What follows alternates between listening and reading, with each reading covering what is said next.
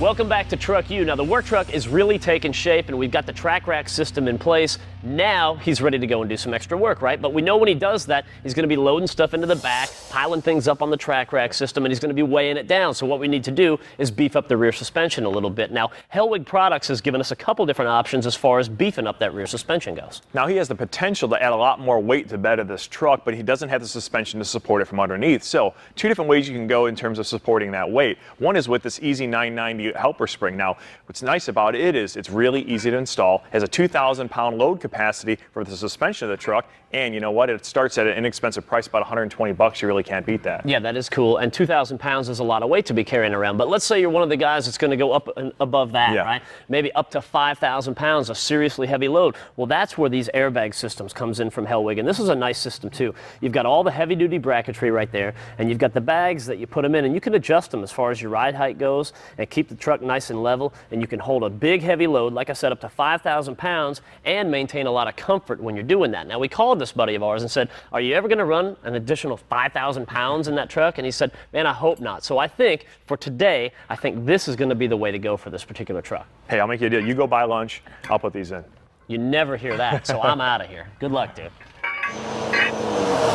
So now the wheel and tire are off and the truck is up in the air. We can go ahead and put these helper springs in now. First thing you'll notice, there's a long and a short side of the helper spring. Instructions will tell you that the long side goes to the back. So we'll set this up in place here on top of your top spring. Now it's pretty simple to install. What you got to do is you use 7/16 U-bolts in the back, and they'll give you bigger 1/2-inch ones you use up here in the center. Now we're going to go ahead and use this smaller crossbar across the back because they're not going to have as much of a load on it, the thicker ones up front with the 1/2-inch ones. What we're trying to do is just set like a preload on these helper springs. The idea is you don't want these things to be beared down on too far because it'll make your suspension really stiff when you don't have any load in the truck. All right, so I'm going to zip these up.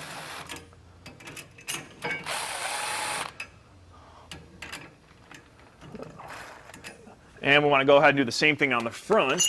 Now this is a progressive spring system, and what it means by that is that this thing really won't kick into play until your regular springs get a little load on it. So that's what's going to help you keep your nice ride going down the road where there's no load in the truck. It'll be nice and soft and won't beat you up too bad. Now one thing that's nice about this kit is it comes with a lifetime warranty, so you don't have to worry about it. And one thing you also have to keep in mind is just because you're increasing the suspension capacity back here at 2,000 pounds, you never want to go over the gross vehicle weight capacity.